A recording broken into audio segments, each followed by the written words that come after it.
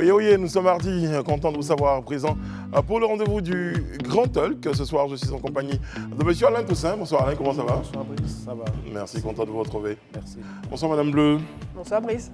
Bien votre week-end Pascal? Oui, ça s'est bien passé. Très très bien. Bonsoir Daouda. Bonsoir Brice. Alhamdoulilah, on dira? Ça va. Ok.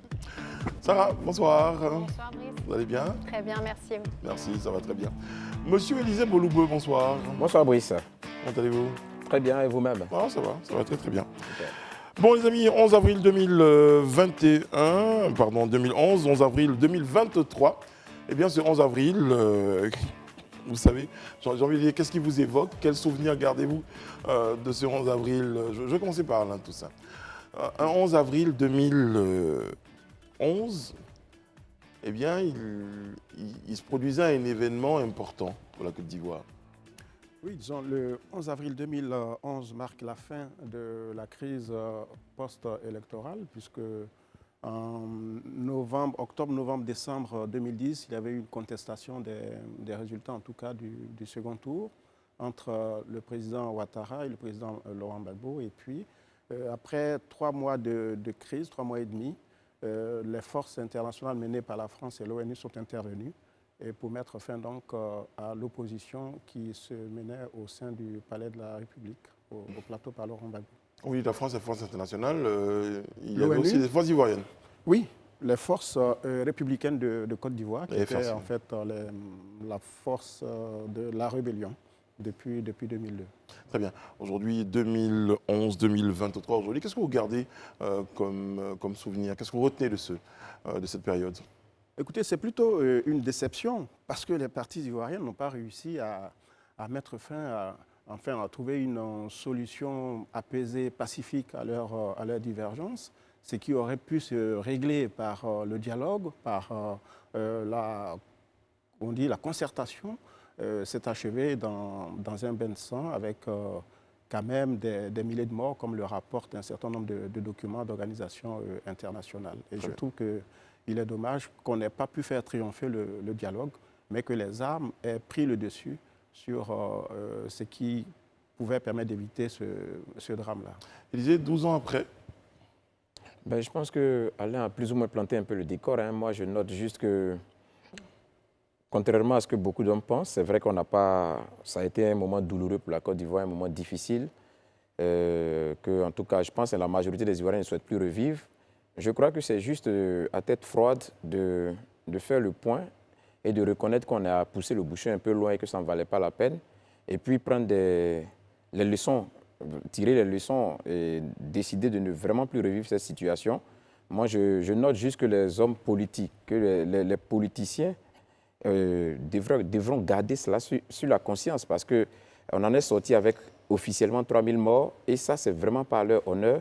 Et je crois que c'est quelque chose qui, chaque jour, quand ils se lèvent, ils doivent pouvoir penser à ça, à ces 3000 Ivoiriens dont nombreux étaient certainement ces personnes innocentes qui ont dû perdre la vie justement parce qu'il y a eu cette contestation électorale.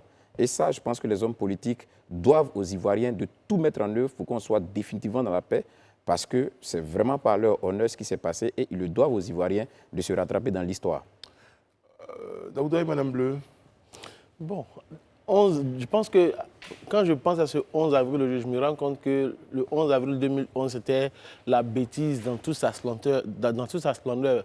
C'est des choses qu'on pouvait éviter, comme Élisée et Alain le disaient, avec le dialogue, avec la discussion. Mais malheureusement, après toutes ces années, on se rend à l'évidence que nos politiques n'ont tiré aucune leçon de tout ce qui s'est passé un 11 avril 2011. Quand on regarde aujourd'hui les propos, le discours, quel est l'échange que les politiques ont les uns avec les autres, quand on se rend compte que dans quelques mois, il y aura des élections, j'avoue que ça fait peur, ça nous donne des craintes. Vous avez l'impression que les uns et les autres n'ont pas tiré la leçon de... J'estime qu'ils n'ont tiré aucune leçon parce que même après le 11 avril 2011, il y a eu encore des élections où c'était les mêmes propos, il y a eu encore des morts. En 2020, je pense que si vous vous rappelez bien, il y a eu 85 morts. Donc, pour dire que c'est des choses qu'on pouvait éviter. Mais jusqu'à présent, aucun des grands des grosses têtes de la politique ivoirienne n'ont tiré de leçons. Madame Bleu, vous n'êtes pas d'accord, je pense, avec ce que Daouda vient d'affirmer. Bon, je Parce qu'il y a quand même une relative, hein, permettez-moi l'expression, mais on vit dans une relative accalmie, il y a eu un dialogue politique, les gens se parlent, on est sorti de la situation de crise qu'on n'a plus connue à nouveau. Non, on est sorti de la situation de crise qu'on n'a pas reconnue, qu'on n'a pas vécu de nouveau et qu'on ne souhaite pas revivre encore de nouveau. Mais on a eu des soubresauts, on a eu encore malheureusement des indices qui nous montraient que malheureusement nos hommes politiques devaient encore faire des efforts sur eux-mêmes pour éviter qu'on retombe dans ces travers qu'on a vécu. Tu as parlé des élections de l'élection présidentielle. On a vu déjà les violences que ça avait déjà engendré, le discours même au niveau des hommes politiques. Mais moi, ce que je retiens aussi de cette période, c'est une génération de traumatisés, et surtout d'enfants, d'adolescents, qui aujourd'hui sont de jeunes adultes, qui ont vu comment les adultes, qui étaient censés donner l'exemple, étaient capables du pire. Et qui, au fil des années, ont reproduit les mêmes schémas. On se tente de voir la jeunesse en déliquescence, on se tente de voir la jeunesse en manque de repères, mais ils ont vu en 2 semaines, en 3 semaines, ce dont, malheureusement, nous, adultes, on était capables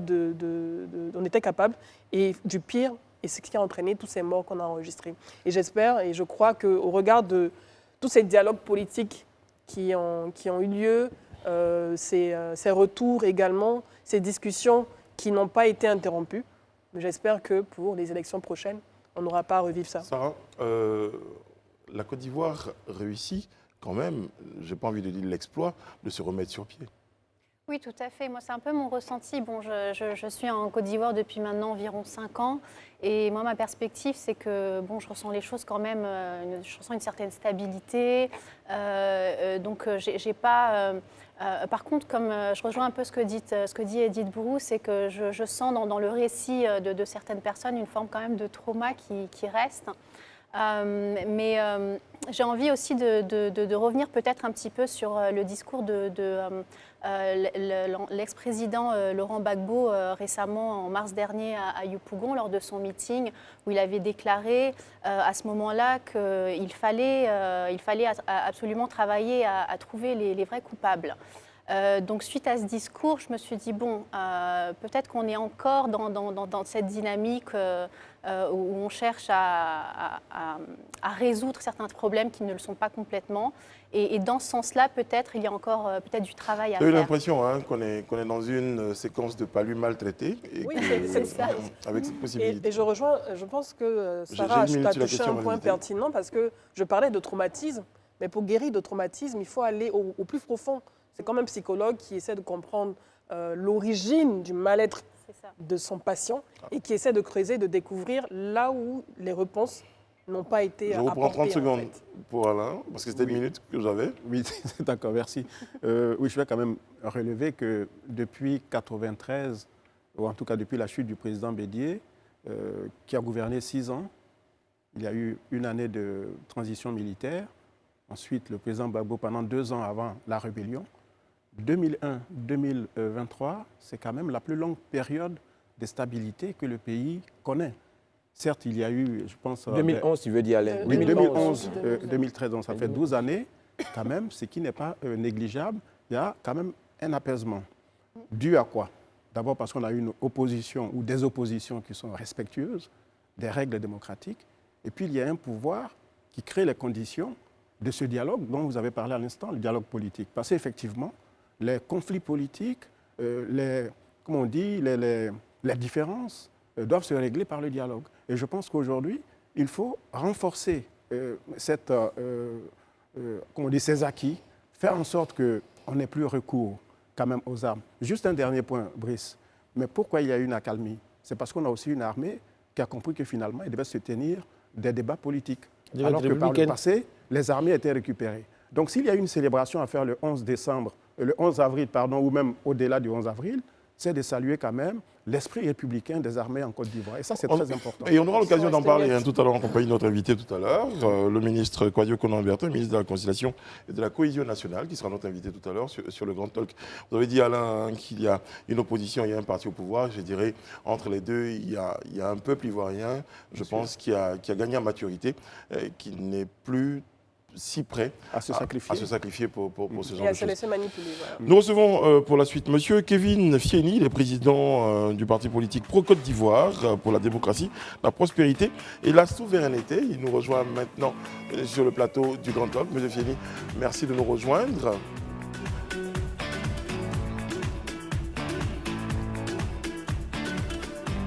Installez-vous. Le parti Pro-Côte d'Ivoire. Bonsoir Monsieur Fieni. Monsieur, bonsoir. Vous êtes sur notre plateau, déjà en tant qu'acteur de la vie politique et sociale ivoirienne, mais également pour une de vos sorties. On a entendu des avis concernant donc, ces nouvelles tarifications des opérateurs mobiles. Et puis vous, votre avis a sonné un tout petit peu comme un son discordant. Déjà, on va présenter pour nos téléspectateurs votre point de vue sur la question. Déjà, il faut que je souligne ceci, je fasse remarquer aux uns aux autres que je ne suis pas contre le boycott dans le fond. J'ai été peut-être incompris. D'accord. Voilà, Parce qu'on a vu la position du député Assali Tiomoko qui appelait donc à un boycott au niveau des compagnies de téléphonie mobile. Et puis vous avez estimé que ce boycott-là, il n'avait pas raison d'être. En tout cas, il était mal conduit.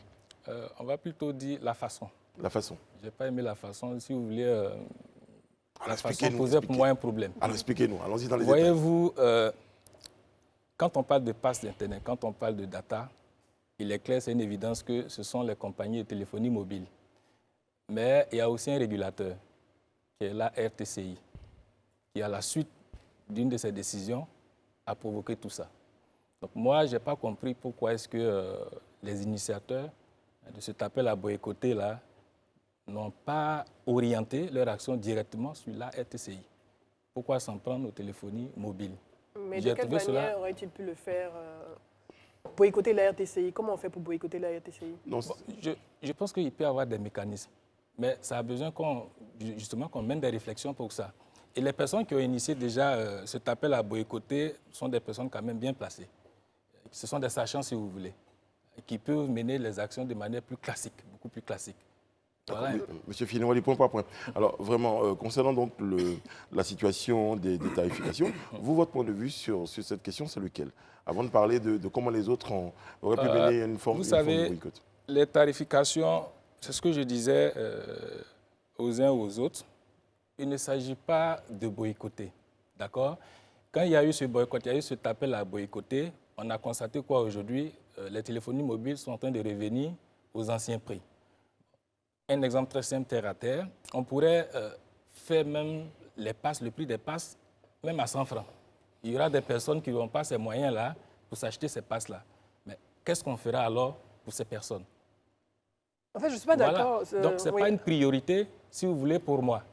Il y a beaucoup plus de priorités ailleurs. Il y a des enjeux ailleurs qui sont beaucoup plus importants. Selon moi, c'est mon avis. Vos priorités, c'est quoi, selon vous, ces priorités-là? De toute façon, déjà, boycotter indirectement, c'est de ramener les uns et les autres à donner une contribution pour que la vie soit moins chère. Vous êtes d'accord avec ça? Donc, moi, mes priorités, c'est par exemple, si vous voulez, l'augmentation dans le domaine des transports, loyers, les denrées alimentaires qui augmentent, qui ne cessent d'augmenter. Voilà des priorités. Parce que déjà, même pour qu'on achète un pass Internet, on a besoin de quoi? Un téléphone. Justement. Mais le téléphone, il faut de l'argent pour acheter ça. Mais M. Fieni, moi je trouve que vous n'êtes pas cohérent. Pourquoi je le dis? Parce que je ne peux pas comprendre qu'aujourd'hui, où on parle de digitalisation, nous sommes dans un pays où la data est devenue en fait une denrée de première nécessité, d'autant plus que nos enfants, vos enfants, utilisent cela dans le système LMD pour étudier. Quand vous dites cela, j'estime qu'il y a une incohérence dans ce que vous dites. Non, il n'y a pas d'incohérence. Je dis juste que, si vous voulez, cette question d'Internet, si on situe ça dans le cadre d'une chaîne, ça se trouve au bout de la chaîne. C'est ce que j'essayais tout à l'heure de démontrer. Non, ça, se trouve au bout de la chaîne. C'est pour vous, à votre niveau. Vous considérez que pour vous, Internet, n'est pas important. Mais pour Non, c'est pas ce que j'ai dit. C'est pas ce que j'ai dit. Internet, c'est Non, mais important. d'accord. si Mais vous laissez-le considérez- préciser sa pensée, Voilà, madame allez-y. Bleu. C'est pas ce que j'ai dit. Vu qu'il dit, Internet, c'est pas ce qu'il a dit. important. Je dis juste qu'il y a le préalable. J'ai donné un exemple tout à l'heure. On pourrait même faire ça à 100 francs. Il y a des gens qui n'auront pas 100 francs. Qu'est-ce qu'on fait? Est-ce qu'on va lancer appel à boycotter pour que ça soit 50 francs? Mais je vais aller dans l'absurde, comme vous le dites. Oui. On pourrait même baisser le prix même de la tomate à 5 francs sur le marché. Il y a des gens qui n'auront pas les 5 francs. On est d'accord? Non, ce n'est pas forcément le même cadre. Ce que pourquoi j'essaie vous de dire, isolez c'est les quoi? cas alors, Non, monsieur Fieri? c'est pas le même. Là, on parle d'Internet. Mais moi, quand je fais allusion aux denrées alimentaires qui flambent, moi, je trouve que c'est une nécessité, en fait, c'est une priorité absolue. Mais vous pensez que les Ivoiriens Vous ne voyez, se sont déjà, pas on dit plaints l'eau, c'est source de vie. Vous pensez que les On dit Ivoiriens que ne l'eau, se sont c'est pas source de plaints de vie. la vie chère? Vous pensez mais- que depuis 2 ans, les Ivoiriens, sur les réseaux sociaux, ne se plaignent pas de la vie chère? Si on a un Conseil national de la lutte contre la vie chère qui a été mis en place, c'est parce que les Ivoiriens ont réagi. Parce que les Ivoiriens réagissent tous les jours sur ces aspects concernant les denrées alimentaires. On ne peut pas boycotter les denrées alimentaires. Voyez-vous, madame, Oui. je ne suis pas d'accord avec ça. Ceux qui ont lancé cet appel l'ont fait avec empressement, avec beaucoup plus de force. Mais ils étaient où? Juste pas qu'ils étaient où, ils sont où même d'ailleurs? Parce que pendant que je parle ici, là, il y a des choses qui s'augmentent. Ils ont l'information. Pourquoi alors ne pas faire sortir cette même énergie-là pour défendre ces Mais causes-là? et vous-même, Mais moi, je fais ça à mon humble niveau. Est-ce que c'est suffisant? vous attendez les autres de le faire? Ben, Brice. pas que j'attends forcément des autres, mais c'est ce qu'il faut. Élisée? C'est l'idéal. D'accord, M. Foueni, moi je pense qu'une priorité n'en exclut pas une autre. Ça, vous êtes d'accord avec moi? Je suis Donc, d'accord. voilà, on peut avoir plusieurs priorités en même temps et puis on peut décider de choisir une qu'on traite maintenant et puis les autres viendront au fur et à mesure. Je pense que c'est un peu dans cette logique qu'on est. Il fallait bien qu'il y ait un déclic quelque part. Ceux qui lancent le boycott, l'objectif derrière, c'est implicitement de lutter contre la cherté de la vie. Parce que peut-être que vous ne le percevez pas ainsi, mais eux, dans leur entendement, c'est la goutte d'eau qui vient faire déborder le vase. Donc, réagissant dessus, ce n'est que le début d'un processus qui peut-être va amener à réagir au fur et à mesure sur les autres situations de l'État qui semblent être inadmissibles. Donc, à ce niveau-là, je pense que peut-être que vous-même vous précipitez de dire qu'ils se sont précipités, en fait. D'accord. Finissez la réponse, on a une autre question pour vous. Oui, je ne suis. Vous avez parlé de priorités, mais quand il y a plusieurs priorités, il faut encore des priorités parmi ces priorités-là. C'est beaucoup de priorités qu'on cite. Hein. Oui. Donc, moi, je suis convaincu qu'avant d'acheter ce que vous appelez data ou passe Internet, il faut le préalable. Vous voyez, ça peut paraître banal, mais tout à l'heure, j'ai dit, avant d'avoir passe Internet, il faut avoir au moins un smartphone. Mais avant d'avoir du carburant, il faut avoir une voiture. On peut aller dans cet Et exemple-là. les non, pas smartphones du sont tout. accessibles. Je ne vois Non, pas non, le point, en fait, Pas du finalement. tout. Pas du tout. Ce que, Pas vous du souhaitez, tout. ce que vous souhaitez développer, par exemple, M. Fieni, C'est que moi, c'est je souhaite- qu'aujourd'hui, c'est que les gens peuvent avoir une nécessité directe, par exemple, d'avoir du pain pour pouvoir manger. Mais aujourd'hui, il faut avoir de l'argent pour acheter un téléphone que vous estimez ne pas être une priorité vitale pour une personne, c'est cela? Pas forcément, pas forcément. Mais si vous voulez, je le dis autrement. OK. J'ai parlé tout à l'heure des denrées alimentaires qui flambent. Bon. Quand vous êtes en face d'une situation pareille, comparée à des passes data, quelle est la priorité? Tout naturellement, on a besoin de manger. Très bien. On a besoin de se nourrir.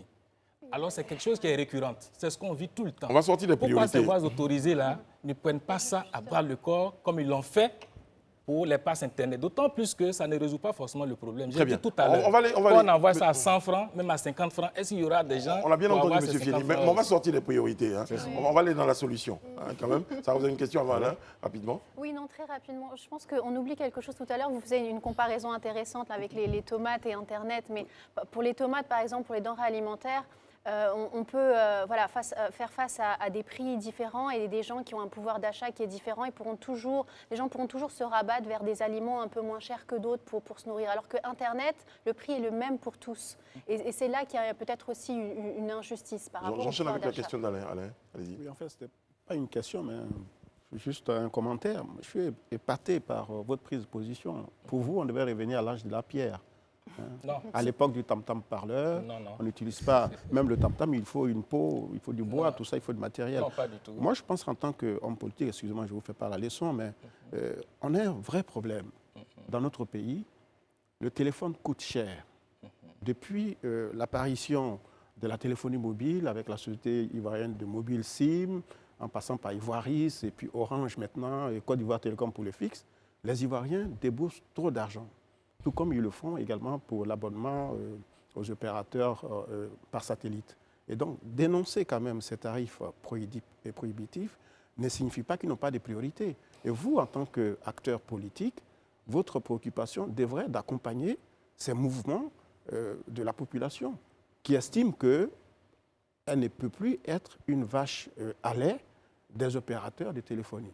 Le téléphone, l'Internet coûte trop cher en Côte d'Ivoire. Est-ce que le dire signifie qu'ils sont totalement hors sol, qu'ils ne comprennent pas le sens des priorités? Moi, je pense qu'il faut que vous regardiez votre discours. Excusez-moi, vous êtes un acteur politique quand même. Très bien. Et vous devriez apporter des solutions. Ok, Oui. monsieur Fieni, Au lieu de faire la D'accord. leçon à la population. J'ai dit toujours, je ne fais pas de leçons. Pas du Mais tout. si, c'est ce que vous faites. C'est mon point de vue. Je Non, dis mais juste c'est des leçons. qu'il y a des priorités. Ça n'engage que moi. Je suis convaincu qu'il y a des priorités. Les passes Internet, avec, si vous voulez, cette force qu'ils ont utilisée pour mener ce boycott, cet appel à boycotter, moi, avec ça, j'ai un problème. C'est la façon. Parce que ma sortie, si vous avez bien compris, je ne suis pas contre. Dans le fond, je ne suis pas contre. Mais c'est la forme. Il devrait faire quoi, alors dites-moi? Il y a le préalable. Encore que celui qui a lancé l'appel, c'est quand même une voix célèbre ici. Oui, mais il devrait en Côte faire d'Ivoire. quoi? Dites-nous Quel est le concrètement. Il y a préalable l'Assemblée nationale, par exemple, qui est là. Oui, mais bon. Mais On parle pouvait d'une inviter- urgence. mais- On parle il y a d'une une urgence. urgence. On vous laisse- inviter la on vous laisse RTCI. proposer votre solution. Ouais, Votre justement, solution, on ça pouvait- va être laquelle, On peut monsieur tout simplement inviter la RTCI à se prononcer là-dessus. C'est Tout ça fait simplement. bientôt. Mais le Voilà. ministre Bientôt. s'est prononcé hier sur la Ouais, question. Il est venu à quel moment? Mais Avant quel de que faire soit ce- le moment- avant de faire cette sortie Mais sur ça veut les dire que c'est un médias, là, ça gouvernement pourrait se faire d'abord. Monsieur Fieni, ça veut dire que c'est un gouvernement responsable qui. Non, non, c'est voyant- pas ce que ça veut dire. S'il vous plaît. Je ne suis pas d'accord, c'est Non, pas ce que s'il ça vous- veut dire. Je non, dis s'il juste qu'avant de faire cette sortie-là, Uh-huh. il pouvait déjà, celui qui a lancé l'appel, convoquer la RTCI. Ça se fait, non? Parce que moi, finalement, dans On doit votre d'abord texte. les écouter et Monsieur trouver Fieni, la solution. Je vais dire, Mais il y a pas eu forcément une sur les Monsieur réseaux Fieni, sociaux. dans votre texte, vous dites que ceux Quand qui ont- vous dites urgence, vous dites il y a que- des vous gens dites que actuellement ceux qui qui sont en train de mourir de faim. Monsieur Fieni, vous dites Ça que peut ceux pas qui être sont en une train de la. urgence. Permettez Ça aussi, peut monsieur pas Fieni, être qu'on une puisse urgence, parce qu'il y a des s'exprimer. gens, pendant que nous sommes en train de parler, qui sont en train de mourir de faim, qui sont en train de sortir Mais même on de travaille leur avec maison. les Mais data. n'empêche, urgent. monsieur Fieni, Et vous ces dites. personnes-là connaissent leur existence. Monsieur Fieni, monsieur Fieni, Vous avez 15 secondes. voilà, merci. Vous dites que des gens se sont levés et qui veulent se faire un nom. Est-ce que quelque part, en allant dans ce sens, d'autant plus que vous êtes un homme politique, un jeune, cette année est consacrée année de la jeunesse, des jeunes ont besoin de cette data-là pour véritablement aller à l'école, pour véritablement mener à bien leur société. Mais Ce quand vous qu'il faut dites cela, comprendre- je me ce dis qu'il que faut vous êtes comprendre, c'est inconséquent, que monsieur Fieni. Certes, vous parlez de politique, je suis un acteur politique, ok, mais on ne fait pas la politique pour faire la politique. La politique, ça éduque. Si vous voulez comprendre cette affaire de data, je reviens là-dessus. Bon, si on revient à 50 francs, est-ce qu'il y a des gens qui auront ces 50 francs? Mais c'est pour cette raison même que je vous Ouais, ai dit non, que c'est la question, même si parce la que tomate le revenait à président- 1 franc, il y a des gens qui ne pourront C'est pas que ça a payer. été augmenté, ça a été cher. N'est-ce pas? Ils ont augmenté, non? Alors, La globalement, population n'est pas d'accord, c'est pas ça? Il fallait boycotter pour que cette téléphonie-là revienne aux anciens prix. Mais, C'est ils pas ont, ça? mais n'ont-ils pas boycotté finalement? Est-ce que les téléphones ne sont pas revenus à la norme? Et puis, ça a quel coût maintenant? Mais ça revient à la norme. Très bien. Oui, c'est revenu à la norme, mais Élisée, c'est à quel coût? vous voulez me dire un truc important? Allez-y. Non, oui, moi je voulais juste dire un truc important. C'est juste rassurer M. Fieni, parce que quand il dit que les acteurs auraient pu avoir plus de force, je pense que vous faites un faux procès à ceux qui ont mené le combat. Je prends par exemple le député Assalé. Si aujourd'hui on est à la base de la suppression du COJES, vous savez qu'on lui doit. C'est un combat qu'il a mené, qu'il a porté et qui aujourd'hui a porté ses fruits. Et tout le monde l'a suivi. Il est allé sur la question du data. Comme je le dis, en fait, voyez un peu dans l'action qui a été menée contre les data, le fait que ce soit la goutte d'eau qui ait débordé le vase pour les Ivoiriens. Vous ne savez pas les autres mesures qui suivront par la suite. Déjà, moi, je pense que si vous, en tant qu'acteur politique, votre volonté ou votre mission ou bien votre vœu, c'est que les populations aillent de l'avant, c'est que justement, vous devez soutenir ces actions. Oui, je ne suis pas contre ces actions. J'ai 30 secondes avant d'aller au JT. Voilà. Je ne suis pas contre ces actions. Je dis juste que les priorités sont ailleurs. De toute façon, on s'est attaqué à ce problème de data-là. On pouvait bien avant ça lancer des appels à boycotter d'autres éléments, d'autres faits, qu'on continue même de vivre Mais d'ailleurs. régulièrement, les Ivoiriens le font D'accord. sur les réseaux Non, sociaux. les Et donc, vous, Ivoiriens par ne le exemple, font en pas tant de que- cette façon. Mais Non, monsieur c'est ce que je Fieni, disais, vous parlez- êtes Moi, leader je d'un vous parti situe dans un politique. cadre précis. Vous êtes Moi, je leader vous- d'un parti je- politique. je vous Qu'est-ce que situe- les Ivoiriens devraient boycotter? Alors, prenez Allez. la tête. Donnez un exemple. Qu'est-ce Moi, que je les donne un Ivoiriens exemple. devraient Je donne boycotter? un exemple de ce que les Allez-y, Ivoiriens peuvent donnez un boycotter. exemple. Non, vous parlez Donnez tous un ensemble. exemple, Vous parlez tous ensemble. Allez-y, Je donne un exemple de ce que les S'il vous plaît. Ivoiriens peuvent Oui. boycotter. Boycotter, oui. Le domaine des loyers, de l'immobilier. Allez, boycotte le loyer. Qui doit payer à son locataire. Oui, mais bien sûr. OK. Parce que c'est le coût élevé. Bien sûr. Bon, on rentre aussi au-delà des loyers. Voilà un peu les parcelles de terrain aujourd'hui, les prix. Et les denrées alimentaires que vous jugez chères. Mais justement, Oui. Monsieur Fieni. les fournisseurs de riz, huile, sucre, Merci, tout ça, on merci doit d'avoir pouvoir les été- boycotter Les aussi. boycotter également. Merci, Voilà. monsieur Fieni, d'avoir été sur notre plateau. On espère qu'on aura d'autres occasions de vous avoir sur notre plateau. Mais je suppose que votre point de vue a été entendu. Je pense que c'est maintenant qu'on devait commencer. Non, bon, on l'a fait. Et notre invité sera le ministre de la Réconciliation et de la Cohésion nationale, monsieur Kwadwo Konan-Bertin. À tout de suite. Nous avons rejoint sur le plateau du Grand Talk, et je vous le disais, Monsieur Kouadio Konan-Bertin, ministre de la Réconciliation et de la Cohésion nationale. Bonsoir, Monsieur le ministre. Bonsoir. Merci d'être ce soir sur notre plateau. Monsieur le ministre, justement, avant votre arrivée, nous évoquions la question du 11 avril, 12 ans après. Est-ce que vous avez l'impression aujourd'hui que les plaies, s'il y en avait à partir de ce 11 avril 2011 jusqu'à aujourd'hui, est-ce que vous avez l'impression que ces plaies sont pensées? Bien, alors merci donc de revenir dans le souvenir. Parce qu'un peuple ne peut pas vivre non plus sans souvenir. J'imagine que vous faites allusion au 11 avril 2011, date à laquelle le chef de l'État, le président de la République, son Excellence M. Alassane Ouattara, est rentré effectivement dans ses prérogatives en tant que président élu. Parce qu'en effet, au lieu du 11 novembre 2011, nous aurions plutôt dû parler de novembre 2010, puisque c'est en novembre 2010 qu'il y a eu le deuxième tour. C'est là qu'on devrait consacrer le président élu. Malheureusement, notre pays n'a pas encore eu cette chance un jour d'offrir à ses enfants, à ses filles, à ses fils, cette belle image de la passation de pouvoir, puisque nous avons connu le président Houphouët-Boigny, si proche des populations, aimé de tout le monde, quasiment. C'était un être humain, ce n'était pas l'unanimité. Nous l'avons accompagné dans l'exercice du pouvoir jusqu'à sa mort. Donc, devant l'évidence, Henri Konan Bédié a dû donc s'emparer du pouvoir comme c'était prescrit par la Constitution. Lui-même avait été chassé par un coup d'État. Naturellement, ceux qui l'ont chassé ne vont pas attendre des passations. Ceux qui l'ont chassé se sont installés. On a vu par la suite ce qui s'est passé entre le président Gbagbo et Robert Gueye. Gbagbo aussi s'est installé. Nous espérions tant qu'en 2010, les Ivoiriens auraient eu droit à autre chose, hélas. Nous avons connu cette grave crise. Et il a fallu le 11 novembre pour qu'enfin le président élu rende à ses prérogatives. Nous étions tous loin de nous imaginer que ce 11 novembre, le soleil se levait enfin sur la Côte d'Ivoire. Parce qu'en réalité, nous revenons de loin. La Côte d'Ivoire était plongée dans l'abîme absolu. Et 11 novembre 2011, 11 novembre 2023, ça fait exactement 12 ans, je crois. Il faut quand même reconnaître que nous revenons de très loin. 11 avril, monsieur le ministre. 11 avril, ah oui, 11 avril. Nous revenons de très loin. Le chef de l'État a dû donc relever d'abord la Côte d'Ivoire de l'abîme, restaurer l'autorité de l'État sur l'ensemble du territoire, assurer la sécurité des personnes et des biens et remettre la Côte d'Ivoire dans le bon ordre. Une fois que cela est fait, vous voyez bien que le président lui-même sait, mieux que quiconque, qu'un peuple uni, tout lui est possible.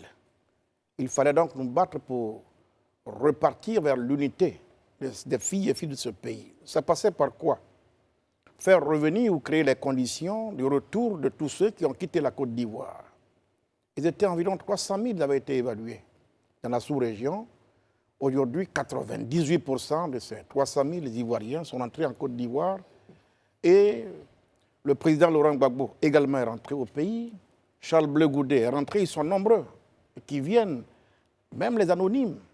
Nous qui sommes au ministère de la Réconciliation, nous sommes bien placés pour témoigner. Donc, les conditions de paix intérieure étant créées, les Ivoiriens sont rentrés ou rentrent progressivement, la paix redevient une réalité.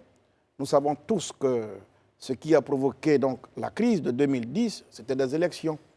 Depuis que le président Houphouët-Boigny est décédé, vous êtes tous témoins, c'est la première fois dans notre histoire qu'il y a une élection législative pour l'instant, qui soit aussi inclusive, qui donne la chance à tous les Ivoiriens, à toutes les formations politiques d'y participer avec la même CEI, je précise, avec le même listing électoral, je précise. Il n'y a pas eu d'agression, il n'y a pas eu de heurts, il n'y a pas eu bordom. Or donc, avec cette CEI, avec ce même listing, on peut organiser des élections qui rassemblent tout le monde sans effusion de sang. Monsieur le ministre, peut-être qu'il faut préciser que vous parlez des élections législatives de 2021, en fait. 2021, okay. Oui, 2021, bien sûr. Et donc aujourd'hui, Monsieur le ministre, résultat, vous avez une Assemblée nationale en Côte d'Ivoire plurielle. Très bien. où chaque parti exerce librement. La Côte d'Ivoire renaît. Et quand on a fini ça, vous savez, beaucoup parlent de réconciliation, mais la paix ne fait pas bon ménage avec la misère. Il faut créer donc la croissance et la partager. De plus en plus, vous voyez, je sors de Pakinou à Bokanda pour fêter la lumière de mon village. Moi, j'ai 54 ans. C'est le petit village qui m'a vu naître. Il a fallu attendre 54 ans pour qu'il ait de l'électricité. Nous sommes allés à l'occasion de Pâques pour célébrer, rendre hommage à celui qui a donné le courant. Un peu partout. Tout le monde voit, la Côte d'Ivoire est en chantier. On va revenir à ce que vous disiez tout à l'heure à propos de la réconciliation, à propos de la paix. Au propos du 11 avril. À propos du 11 avril aussi. 98% des Ivoiriens sont rentrés. Vous avez l'occasion de leur parler. C'est vrai, peut-être que certains sont rentrés aussi parce qu'ils rentraient parce qu'ils n'avaient pas mieux ailleurs. Parce que quand ils rentrent, ils ont le sentiment, c'est vrai, de revenir en Côte d'Ivoire dans un pays qui leur offre toutes les garanties de sécurité, toutes les garanties beaucoup plus générales, des opportunités. Ou bien ils rentrent parce que, bon, allez, il n'y a pas mieux ailleurs, il faut revenir au pays, c'est notre pays. Quel sentiment ils ont aujourd'hui? D'abord, il faut retenir une chose, et c'est valable pour nous tous, on aime mieux que je sois dans la vie. Donc, ce n'est pas des comparaisons à faire pour dire qu'on n'a pas mieux ailleurs. Chacun doit se battre pour créer ses conditions de vie à lui-même dans son propre pays. Il y a des gens qui ne sont pas ivoiriens, qui viennent dans ce pays nus, c'est une façon de parler, et qui au bout d'un mois, de 2 mois, ils se réalisent. Pourquoi ceux-là qui viennent d'ailleurs, qui n'ont rien ici, viennent nus, 3 mois après, ils sont habillés, 6 mois après, ils ont des maisons, et l'Ivoirien doit se plaindre qu'il n'est pas mieux chez lui. Il appartient à chacun de se construire sa vie. C'est une bonne question que vous posez là. Parce que si 54 ans après, il n'y a toujours pas d'électricité. Mais ça ne veut pas dire qu'il n'y a pas de courant ailleurs. Ah oui, non, c'est un tout, c'est une répartition de la richesse sur l'ensemble du territoire. On ne peut pas électrifier un pays, tous les villages, au même moment, le même jour. Pendant qu'il n'y a pas de courant chez moi, il y a 54 ans, il y en avait à Gagnoa, il y en avait à Korogo, il y en avait à San Pedro. Mais c'est comme ça. Et donc, une juste répartition des biens, des richesses, en temps et en heure, permet à chaque Ivoirien de se sentir Ivoirien. Tous ceux qui sont rentrés d'exil, qui avaient un poste, ont réintégré leur poste. Maintenant, si vous n'avez rien avant de partir en exil, il faut l'admettre, je dis à beaucoup d'entre eux, chacun doit se dire, savoir qui il est. On peut tromper les autres, on ne peut pas se tromper soi-même. Acceptez de revenir vous reconstruire dans votre pays. Évidemment, si vous n'avez rien avant de partir, ce n'est pas la faveur de la réconciliation que vous donner en attendant, entre-temps. Monsieur le ministre, je vais juste revenir sur le 11 avril. Et vous avez dit qu'on revenait de loin, le mot est lâché. 11 avril 2011, 12 ans après, comme vous le disiez, on se rend compte qu'aujourd'hui, les partis politiques se tiraillent sur la date du 11 avril. Vous, en tant que ministre de la Réconciliation, concrètement, qu'est-ce que vous comptez faire pour que chacun puisse s'unir une bonne fois pour toutes autour de cette date? Nous sommes dans un contexte de pluralisme. La pensée unique n'existe plus dans notre pays. Donc, ce n'est vraiment pas un souci pour moi que chacun dise ce qu'il a envie de dire sur une question de date. Le plus important pour moi, c'est que les hostilités, les agressions aient pris fin le 11 avril, de sorte que le président Ouattara ait accès au fauteuil. Le retour du président Laurent Gbagbo d'exil, de prison, il va au palais présidentiel. Si le président Gbagbo ne reconnaissait pas le pouvoir, la légitimité du président Ouattara, jamais il serait allé au palais. Donc cette rencontre-là, pour moi, marque la fin de la belligérance. Nous rentrons dans la normalité. Maintenant, on ne peut pas empêcher que chacun pense ou dise ce qu'il a envie de dire. Tant que cela s'exprime dans la non-violence, tant qu'on n'insulte pas, tant qu'on n'agresse pas, et c'est l'occasion pour moi de prendre le bon temps. Moi, ça ne pose pas de problème. Le plus important, c'est que la Côte d'Ivoire soit au travail, les grands équilibres s'observent et que la démocratie vive. Mais monsieur le ministre, dans l'histoire d'un pays, il y a toujours un curseur ou des curseurs pour convoquer la mémoire. Quand on voit cette compétition mémorielle que se livrent les partis politiques, 11 avril, 30 avril pour les autres et puis d'autres dates encore, vous êtes ministre de la Réconciliation, il va falloir bien trouver une plateforme, une date, un événement pour se rappeler au souvenir de ces victimes inconnues qui sont parties. Plusieurs milliers de personnes ont perdu la vie. Vous voyez? Donc, quand on parle du 11 avril, je crois que le parti au pouvoir a annulé une manifestation qui était consacrée, dit-on, à la démocratie. Quand ça évoque autre chose pour d'autres adversaires, il y a un problème dans ce pays. Voilà, c'est la falsification, la réécriture de l'histoire. Comment est-ce qu'on peut se mettre d'accord autour d'un événement pour nous rappeler au souvenir de ceux qui sont partis, qui ont été tués par la faute des acteurs politiques également. Ça fait partie de notre histoire. Merci de votre intervention que je trouve pertinente. D'ailleurs, vous me donnez l'occasion de commencer par là où je devais le faire, présenter ou de m'incliner devant la mémoire de tous ceux qui sont tombés le 11 avril, puisque nous sommes là dans une logique de souvenir, du passé. Le 11 avril, il y a beaucoup qui sont tombés, qui auraient aimé être avec nous sur ce plateau ou bien nous suivre, mais qui n'ont pas cette chance parce qu'ils sont partis. Bon, je m'incline devant donc la mémoire de tous ces milliers d'Ivoiriens, qu'il ait été du camp de X ou de Y, mais après 11 ans, plus tard, quand on revoit ce beau mouvement, ce beau geste au palais présidentiel, entre le président de la République, les deux prédécesseurs, après on s'interroge. C'est pour ça qu'il faut, quand on a la chance d'avoir eu des événements ou une vie avant nous, il faut s'en inspirer. Il faut vous dire quoi? Quand la guerre n'a pas pu faire l'économie c'est quoi? Du dialogue, ou que le dialogue n'a pas pu faire l'économie de la guerre. Après, vous la faites, vous revenez. Mais le jour où ils se retrouvent au palais, on se demande bien, et ceux qui sont morts? Bon, c'est aussi ça la vie d'un peuple. C'est arrivé. Maintenant, ce que nous devons retenir, moi en tant que ministre de la Réconciliation, ce n'est pas de célébrer les dates qui funestes, excusez-moi. Il y a de belles dates qu'il faut retenir en Côte d'Ivoire, qu'il faut rappeler à nos souvenirs. La date de l'indépendance de la Côte d'Ivoire, la date de ceci, il y a beaucoup de belles dates. C'est pour ça que j'ai dit, bon, on tire simplement les leçons. On n'oublie pas, c'est vrai, mais laissons derrière nous le passé. Il faut construire l'avenir. Parce qu'on a tiré les leçons. Même après le boycott, la désobéissance civile, 2 semaines plus tard, il y a eu cette fameuse rencontre entre le président de la République et le président Rikonan Bedi à l'hôtel du Golfe. On venait entendre d'avoir 85 morts. On aurait pu s'en passer. Si on privilégie eh bien, le dialogue, chaque fois qu'on sent les crises venir. Nous avons eu cette chance d'avoir eu un dévancier qui nous a indiqué la piste. Tout ce que je dis aux Ivoiriens, aux hommes politiques singulièrement, c'est justement qu'à tout moment, quand nous sommes devant une situation, on puisse s'interroger sur les leçons que nous a laissées le père fondateur. Allez-y, Sarah. Oui, Monsieur le Ministre, vous le savez mieux que nous, la réconciliation, c'est un préalable à la croissance économique. Et selon vous, pensez-vous que la paix en Côte d'Ivoire est pérenne et stable? C'est une question très, très directe. La paix n'est jamais définitivement acquise. Non, sinon il faut créer toutes les conditions pour que la Côte d'Ivoire soit jamais en crise. Souvenez-vous, c'est ici à Yamoussoukro que toutes les solutions, toutes les crises trouvaient solution. Elle reste Si fragile tant est alors? que la paix était définitive, jamais la Côte d'Ivoire n'aurait sombré. La Côte d'Ivoire, du moins la paix, ne peut jamais être quelque chose de définitivement acquis. Nous devons nous battre pour l'entretenir. Maintenant que nous savons Sur ce plateau, bien... ici, il y a quelques minutes, là, mes amis chroniqueurs, pour certains, estimaient que les leaders politiques n'avaient pas vraiment tiré toutes les leçons des erreurs du passé. Je ne dirais pas la même chose. Mais tout est un processus. Je dis, maintenant que nous avons compris que la paix est un préalable à tout, la paix est une denrée rare, chacun doit être invité à la chérir. Chérissons ensemble la paix. Entretenons-la. Je dis aux Ivoiriens, ce n'est pas seulement l'affaire du seul président de la République, c'est l'affaire de tous les Ivoiriens, la paix. Élisée ? Monsieur le ministre, vous parcourez le pays dans le cadre de votre mission de réconciliation et de paix. Aujourd'hui, votre ressenti de la part des Ivoiriens, votre ressenti, est-ce que vous pensez aujourd'hui que les Ivoiriens veulent tourner la page, veulent aller à autre chose? Je vous dis fondamentalement une chose, c'est un pays extraordinaire. D'abord, la Côte d'Ivoire n'a pas de problème de conflit ou du moins de religieux.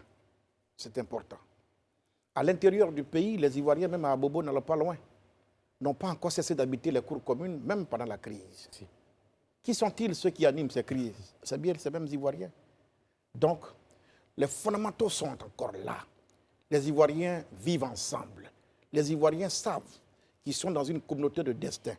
Il y a seulement que, bon, la démocratie que nous avons tous réclamée à corps, à cri, ici dans ce pays, Alain, vous êtes témoin, je ne vous apprends rien, personne ne nous l'a imposé, nous l'avons voulu, nous avons marché, nous avons traîné même au fouet dans la boue dans ce pays, au motif qu'il était privilégié le parti unique. Oui, nous l'avons.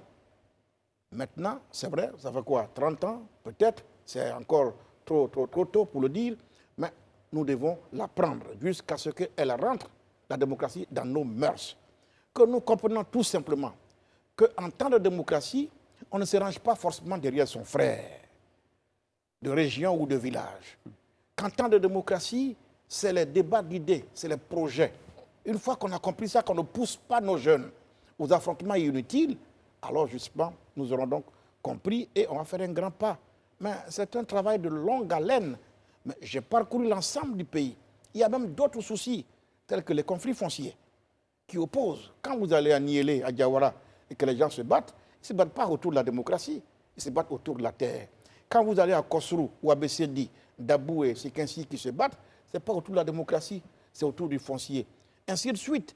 Et nous parcourons le pays. Quand vous allez dans le Mont Péco, ce n'est pas une question de démocratie, c'est la terre qui oppose. Et donc nous sommes en train d'adresser tous ces problèmes-là pour essayer d'apporter les solutions idoines, de sorte que ce soit les solutions pérennes qui donc nous aident à vivre ensemble. Parce que n'oublions pas, nous avons toujours été une terre d'accueil.